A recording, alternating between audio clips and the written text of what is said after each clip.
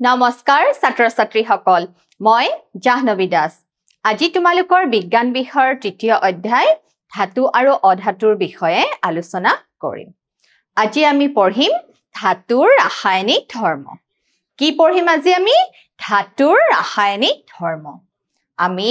আগৰ ক্লাছসমূহত কি পঢ়িছিলো ধাতুৰ পানীৰ আৰু বায়ুৰ লগত বিক্ৰিয়া আজি আমি পঢ়িম ধাতুৱে এচিডৰ লগতনো কেনেদৰে বিক্ৰিয়া কৰে আৰু লৱণৰ সৈতে কেনেধৰণে বিক্ৰিয়া কৰে আহা ছাত্ৰ-ছাত্ৰী সকল আমি শিকিবলৈ আৰম্ভ কৰো আহা সোৱা ধাতুৱে কিহৰ লগত বিক্ৰিয়া কৰে আজি আমি পঢ়িম ধাতুৱে এচিডৰ লগত কৰা বিক্ৰিয়া ধাতুৱে এচিডৰ লগত কৰা বিক্ৰিয়া আমি এটা ধাতু লৈছো ধৰা ম্যাগনেসিয়াম কি ধাতু লৈছো আমি ম্যাগনেসিয়াম ম্যাগনেসিয়ামৰ চিহ্ন কি Mg আমি এটা পাতল এচিড লম আৰু পাতল এচিডটো লম আজি আমি হাইড্ৰক্লৰিক এচিড কি এচিড লৈছো আমি আজি পাতল লঘু হাইড্ৰক্লৰিক এচিড এতিয়া ধাতুৱে যদি এচিডৰ লগত বিক্ৰিয়া কৰে তেনে হলে কি উৎপন্ন হ'ব জানানে MgCl2 MgCl2 আৰু লগত হাইড্ৰোজেন গেছ উৎপন্ন হ'ব ম্যাগনেসিয়ামে হাইড্ৰক্লৰিক এচিডৰ লগত বিক্ৰিয়া কৰি কি উৎপন্ন কৰিছে magnesium chloride MgCl2 magnesium chloride আৰু লগত হাইড্ৰোজেন গেছৰ সৃষ্টি কৰিছে ম্যাগনেসিয়াম ক্লৰাইড আৰু হাইড্ৰোজেন গেছৰ সৃষ্টি হৈছে সোৱা ধাতু প্লাস এচিড লগত কি উৎপন্ন হৈছে এতিয়া লৱণ লৱণ মানে কি যি আমলিকো নহয় ক্ষাৰকীয় নহয় বুইছা ছাত্ৰ-ছাত্ৰী সকল ম্যাগনেসিয়ামে হাইড্ৰক্লৰিক এচিডৰ লগত বিক্ৰিয়া কৰি MgCl2 আৰু হাইড্ৰোজেন গেছ উৎপন্ন কৰিছে আমি যদি অন্য এটা পাতল এচিড লওঁ ধৰা সালফিউৰিক এচিড এটো কি এচিডৰ সংকেত সালফিউৰিক এচিড H2SO4 তেনে হলে কি উৎপন্ন হ'ব MgSO4 plus hydrogen MgSO4 plus hydrogen ইয়াৰ নাম কি হ'ব কোৱা তোমালোকে ম্যাগনেসিয়াম সালফেট কি নাম হ'ব ইয়াৰ ম্যাগনেসিয়াম সালফেট দেখিছা ছাত্ৰ-ছাত্ৰী সকল ম্যাগনেসিয়ামে হাইড্ৰক্লৰিক এচিডৰ সৈতে বিক্ৰিয়া কৰি ম্যাগনেসিয়াম ক্লৰাইড আৰু হাইড্ৰোজেন গেছ উৎপন্ন কৰিছে ম্যাগনেসিয়ামে সালফিউৰিক এচিডৰ সৈতে বিক্ৰিয়া কৰি ম্যাগনেসিয়াম সালফেট আৰু হাইড্ৰোজেন গেছ উৎপন্ন কৰিছে আমি যদি অন্য এটা উদাহৰণ লওঁ ধৰা এলুমিনিয়াম এলুমিনিয়ামে হাইড্ৰক্লৰিক এচিডৰ সৈতে বিক্ৰিয়া কৰি কি উৎপন্ন কৰিব জানানে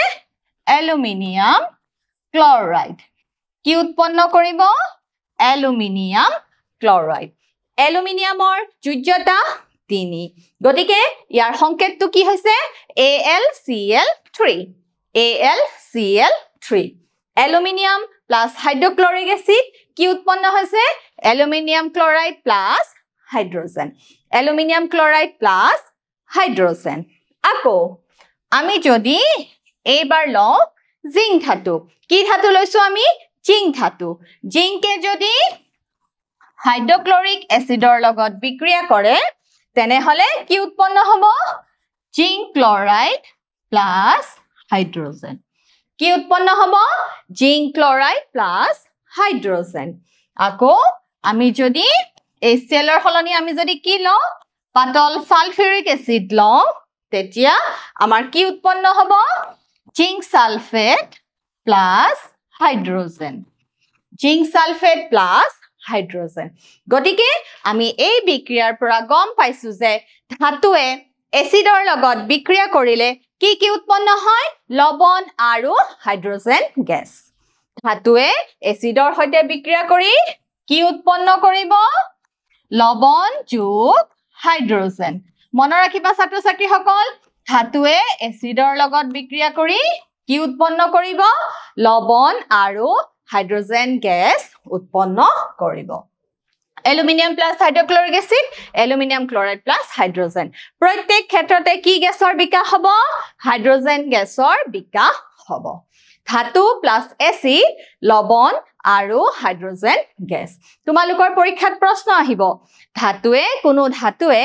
এচিডৰ সৈতে বিক্ৰিয়া কৰিলে কি গেছৰ উৎপন্ন হয় তোমালোকে তেতিয়া কি লিখিবা ধাতুটোৰ লৱণ আৰু হাইড্ৰোজেন গেছৰ উৎপন্ন হয় মোৰ লগত কৈ যোৱা ধাতুৱে এচিডৰ লগত বিক্ৰিয়া কৰিলে কি উৎপন্ন হয় ধাতুটোৰ লৱণ আৰু হাইড্ৰোজেন গেছৰ উৎপন্ন হয় এতিয়া চোৱা ধাতুৰ আমি ৰাসায়নিক ধৰ্ম আজি আমি পঢ়িব লৈছো এচিড আৰু লৱণ চোৱা পাতল হাইড্ৰক্লৰিক এচিডৰ সৈতে ধাতুৰ বিক্ৰিয়া ম্যাগনেসিয়ামে হাইড্ৰক্লৰিক এচিডৰ সৈতে বিক্ৰিয়া কৰি ম্যাগনেসিয়াম ক্লোৰাইড প্লাস হাইড্ৰোজেন এলুমিনিয়ামে হাইড্ৰক্লৰিক এচিডৰ সৈতে বিক্ৰিয়া কৰি aluminium chloride plus hydrogen aluminium chloride plus hydrogen জিংকে হাইড্ৰক্লৰিক এচিডৰ সৈতে বিক্ৰিয়া কৰি zinc chloride ZnCl2 plus hydrogen gas আইৰনে Fe হাইড্ৰক্লৰিক এচিডৰ সৈতে বিক্ৰিয়া কৰি FeCl2 আৰু হাইড্ৰোজেন গেছ উৎপন্ন কৰিছে গতিকে আমি ইয়াৰ পৰা কি ক'ব পাৰো ধাতুৱে এচিডৰ লগত বিক্ৰিয়া কৰিলে লৱণ আৰু হাইড্ৰোজেন গেছৰ সৃষ্টি হয় এতিয়া আমি চাম অন্য এটা এচিড আৰু ধাতুৰ মাজৰ বিক্ৰিয়া আৰু এচিডটো কি জানানে নাইট্ৰিক এচিড HNO3 নাইট্ৰিক এচিডৰ ধাতুৰ সৈতে বিক্ৰিয়া কি হয় জানানে নাইট্ৰিক এচিডে ধাতুৰ সৈতে বিক্ৰিয়া কৰিলে উৎপন্ন হোৱা হাইড্ৰোজেনক জাৰিত কৰি কি সৃষ্টি কৰে পানীৰ সৃষ্টি কৰে আকৌ নিজেই নাইট্ৰোজেনৰ যিকোনো অক্সাইডলৈ বিজাৰিত হয় নাইট্ৰোজেনৰ অক্সাইড সমূহ কি N2O NO NO2 দেখিছা ছাত্ৰ ছাত্ৰীসকল যদি নাইট্ৰিক এচিডৰ লগত কোনো ধাতুৱে বিক্ৰিয়া কৰে তেনেহলে কি হয় উৎপন্ন হোৱা হাইড্ৰোজেন জাৰিত হয় উৎপন্ন হোৱা হাইড্ৰোজেন কি হয় জাৰিত হয় মানে অক্সিডাইজ হয় হৈ পেলাই কি হয় নিজেই নাইট্ৰোজেনৰ যিকোনো অক্সাইডলৈ পৰিৱৰ্তন হয় আৰু নাইট্ৰোজেনৰ অক্সাইড সমূহ কি N2O NO আৰু NO2 মানে নাইট্ৰোজেন ডাই অক্সাইড সোৱা ম্যাগনেসিয়ামে নাইট্ৰিক এচিডৰ সৈতে বিক্ৰিয়া কৰি কি উৎপন্ন কৰিছে ম্যাগনেসিয়াম নাইট্ৰেট প্লাস হাইড্ৰোজেন ম্যাগনেসিয়ামে নাইট্ৰিক এচিডৰ লগত বিক্ৰিয়া কৰাৰ ফলত কি উৎপন্ন হৈছে magnesium nitrate plus hydrogen gas magnesium nitrate MgNO3 whole bracket 2 কাৰণ ম্যাগনেসিয়ামৰ যোজ্যতা কিমান 2 ম্যাগনেসিয়ামৰ যোজ্যতা 2 আৰু নাইট্ৰেট আয়নৰ যোজ্যতা হৈছে 1 এটো হৈছে কিহৰ সংকেত ম্যাগনেসিয়াম নাইট্ৰেট ঠিক তেনেকে আমি অন্য এটা ধাতু যদি কিহৰ কথা চিন্তা কৰো ম্যাঙ্গানিজৰ চিহ্ন কি Mn ম্যাঙ্গানিজে নাইট্ৰিক এচিডৰ সৈতে বিক্ৰিয়া কৰি কি উৎপন্ন কৰে জানানে ম্যাঙ্গানিজ নাইট্ৰেট আৰু লগত কি গেছৰ বিকাশ হয় হাইড্ৰোজেন গেছৰ বিকাশ হয় গতিকে আমি আকৌ গম পালো যে ধাতুৱে এচিডৰ সৈতে বিক্ৰিয়া কৰি লৱণ আৰু হাইড্ৰোজেন গেছৰ উৎপন্ন কৰে ধাতুৱে এচিডৰ সৈতে বিক্ৰিয়া কৰি লৱণ আৰু হাইড্ৰোজেন গেছৰ উৎপন্ন কৰে বুজি পাইছা ছাত্ৰ ছাত্ৰীসকল ধাতু আৰু এচিডৰ মাজত যদি বিক্ৰিয়া হয় তেনেহলে কি উৎপন্ন হ'ব লৱণ আৰু হাইড্ৰোজেন গেছ ধাতু প্লাস এচিড লৱণ প্লাস হাইড্ৰোজেন গেছ এতিয়া সোৱা আমি এতিয়া এটা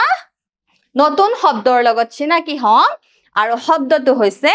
অম্লৰাজ কি অম্লৰাজ মানে aqua regia. কি বুলি কোৱা হয় অম্লৰাজ বা aqua regia. এটা অম্লৰাজ শব্দটোতে কি সোমাই আছে চোৱা ইয়াৰ ল্যাটিন শব্দ হৈছে ৰয়েল ওয়াটাৰ মানে ৰজাৰ দৰে ৰয়েল ওয়াটাৰ অম্লৰাজৰ কি ল্যাটিন শব্দৰ পৰা অনা হৈছে ৰয়েল ওয়াটাৰ অম্লৰাজ মানে কি জানানে গাঢ় হাইড্ৰক্লৰিক এসিড কি গাঢ় হাইড্ৰক্লৰিক এসিড আৰু গাঢ় নাইট্ৰিক এসিড মানে concentrated hydrochloric acid আৰু concentrated nitric acid আৰু concentrated nitric acid গাঢ় হাইড্ৰক্লৰিক এসিড আৰু গাঢ় নাইট্ৰিক এসিডৰ 3:1 অনুপাতত 3:1 অনুপাতত খাদ্য প্ৰস্তুত কৰা এটা মিশ্ৰণ বা এটা বিকাৰক সোৱা অম্লৰাজ হৈছে গাঢ় হাইড্ৰক্লৰিক এসিড আৰু গাঢ় নাইট্ৰিক এসিডৰ কিমান অনুপাতত 3:1 অনুপাতত তৈয়াৰ কৰা এটা কি মিশ্ৰণ আৰু ই কি কৰিব পাৰে জানানে ই সোণ গলাব পাৰে কি কৰিব পাৰে সোণ গলাব পাৰে গতিকে সোৱা সোণ আৰু প্লাটিনাম গলাব পৰা বা দ্ৰৱীভূত কৰিব পৰা এটা বিকাৰক এতিয়া অম্লৰাজ মানে কি অম্লৰাজ হৈছে গাঢ় HCl আৰু গাঢ় নাইট্ৰিক এসিড আৰু অনুপাতটো কিমান 3:1 অনুপাত 3:1 অনুপাতত আমি যদি গাঢ় হাইড্ৰক্লৰিক এসিড আৰু গাঢ় নাইট্ৰিক এসিডৰ মাজত এটা মিশ্ৰণ প্ৰস্তুত কৰো খাদ্য প্ৰস্তুত এটা মিশ্ৰণ তৈয়াৰ কৰো তেনেহলে আমি তাক কি বুলি কম অম্লৰাজ বুলি কম আৰু ইয়াৰ অন্য এটা নাম কি aqua regia ইয়াক ইংৰাজীত কি বুলি কোৱা হয় aqua regia মনত ৰাখিব ছাত্ৰ ছাত্ৰীসকল অম্লৰাজ মানে কি আৰু অম্লৰাজে কি কৰিব পাৰে সোণ আৰু প্লাটিনাম গলাব বা দ্ৰৱীভূত কৰিব পাৰে দেখিছানে সোণ গলাব পাৰে আৰু কিহে গলাব পাৰে অম্লৰাজৰ ল্যাটিন শব্দ কি অম্লৰাজৰ ল্যাটিন শব্দ হৈছে ৰয়েল ওয়াটাৰ অম্লৰাজ ল্যাটিন শব্দ কি ৰয়েল ওয়াটাৰ আৰু অনুপাতটো কিমান 3:1 গাঢ় হাইড্ৰক্লৰিক এসিড 3 ভাগ আৰু গাঢ় নাইট্ৰিক এসিড কিমান লব লাগিব 1 ভাগ গতিকে 3:1 অনুপাতত খাদ্য প্ৰস্তুত কৰা এটা বিকাৰক হৈছে আৰু সেই বিকাৰকৰ নাম কি হৈছে অম্লৰাজ এতিয়া সোৱা ধাতুৰ লৱণৰ দ্ৰৱৰ সৈতে ধাতুৰ বিক্ৰিয়া কি পঢ়িম এতিয়া আমি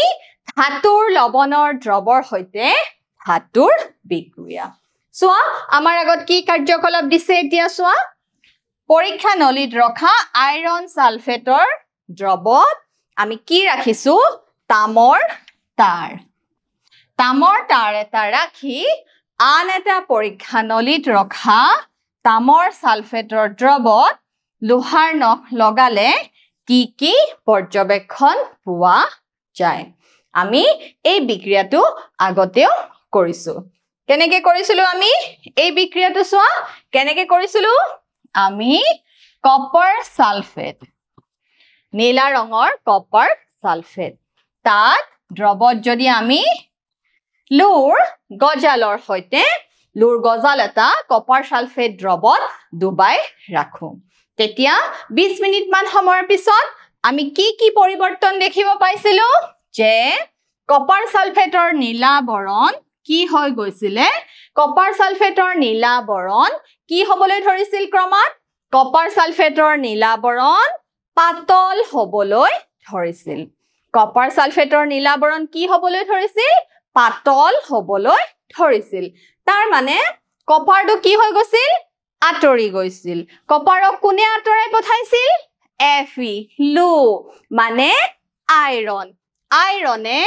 কপাৰক কি কৰিলে কিক মাৰি দিলে তেতিয়া কপাৰ কি হৈ গল আতৰি গল সোৱা তাৰ ফলত কি উৎপন্ন হৈছিল FeSO4 উৎপন্ন হৈছিল আৰু কপাৰ আঁতৰি গৈছিল গতিকে নীলা কপাৰ সালফেটৰ বৰণ কি হৈ গৈছিল পাতল হৈ গৈছিল কিয় পাতল হৈ গৈছিল কপাৰ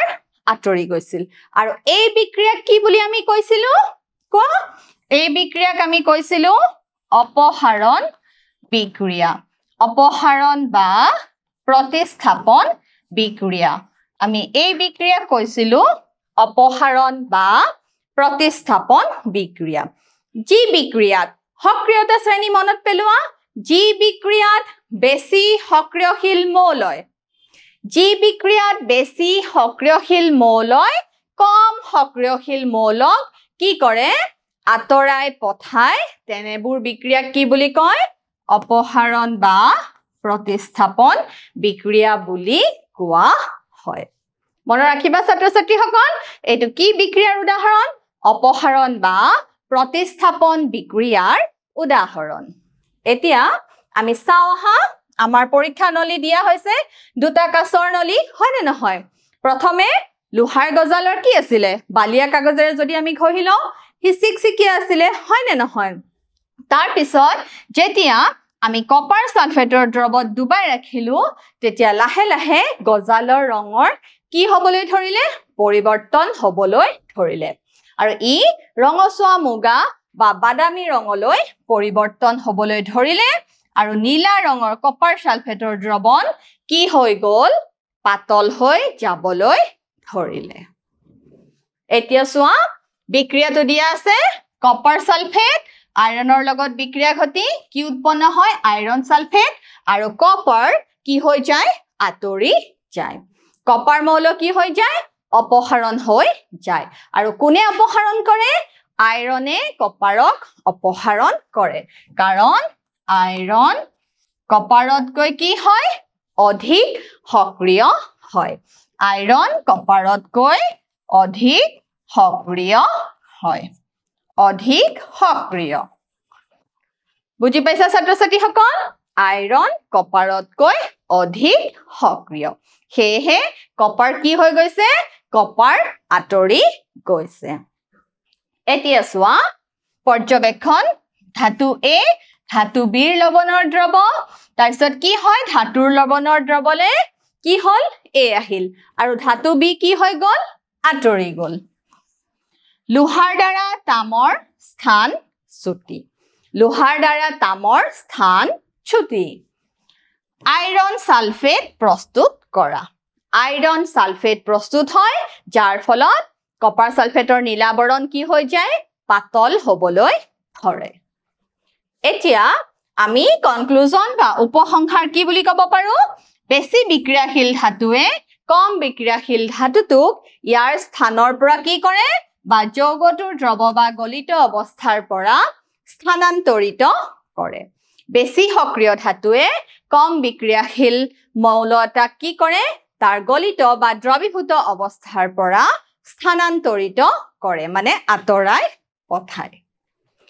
এতিয়া তোমালোকে এটা মোক কি দিব লাগিব টেষ্ট দিব লাগিব চোৱা মোৰ প্ৰথম প্ৰশ্ন ধাতুবোৰে এচিডৰ সৈতে বিক্ৰিয়া কৰিলে আমি কি পাওঁ আমি কি পাওঁ কোৱা শুদ্ধ উত্তৰ কোনটো হ'ব শুদ্ধ উত্তৰ হ'ব ক লৱণ আৰু হাইড্ৰজেন গেছ লৱণ আৰু হাইড্ৰজেন গেছ মোৰ দ্বিতীয় প্ৰশ্ন চোৱা দ্বিতীয় প্ৰশ্ন হৈছে সোণ আৰু প্লেটিনাম দ্ৰৱীভূত কৰিব পৰা এটা বিকাৰক ডেছ সোণ আৰু প্লেটিনাম দ্ৰৱীভূত কৰিব পৰা এটা বিকাৰক কি আছিল তোমালোকে মনত পেলোৱা কি হ'ব অম্লৰাজ বা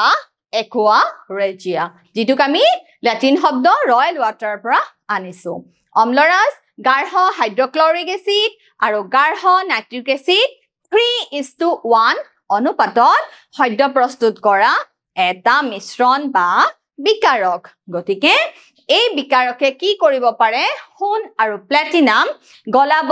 বা দ্ৰৱীভূত কৰিব পাৰে গতিকে আমাৰ সোণাৰী বা জুৱেলাৰী দোকানবিলাকত কি ব্যৱহাৰ কৰা হয় অম্লৰাজৰ ব্যৱহাৰ কৰা হয় মোৰ তৃতীয় প্ৰশ্ন মোৰ তৃতীয় প্ৰশ্ন তলৰ বিক্ৰিয়াটো আমি কি কৰিব লাগে সম্পূৰ্ণ কৰিব লাগে আৰু তোমালোকে পাৰিবা এইটো সম্পূৰ্ণ কৰিব Fe plus CuSO4 কি হ'ব FeSO4 plus copper iron sulphate উৎপন্ন হ'ব আৰু কপাৰ কি হৈ যাব আঁতৰি যাব জিংক plus HCl কি উৎপন্ন হ'ব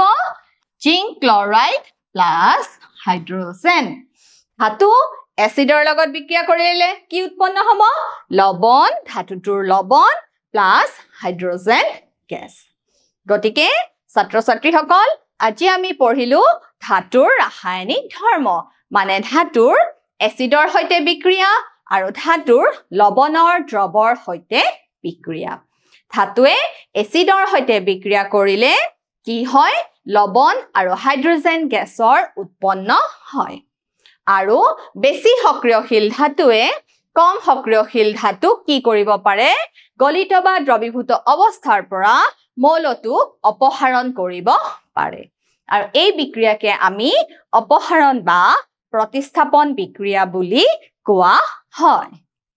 গতিকে ছাত্ৰ ছাত্ৰীসকল আশা কৰো তোমালোকে ধাতুৰ ৰাসায়নিক ধৰ্ম বা ৰাসায়নিক বিক্ৰিয়াসমূহ আয়ত্ত কৰিব পাৰিছা ঘৰত ৰেগুলাৰ প্ৰেক্টিছ কৰিবা আজিলৈ আহো ধন্যবাদ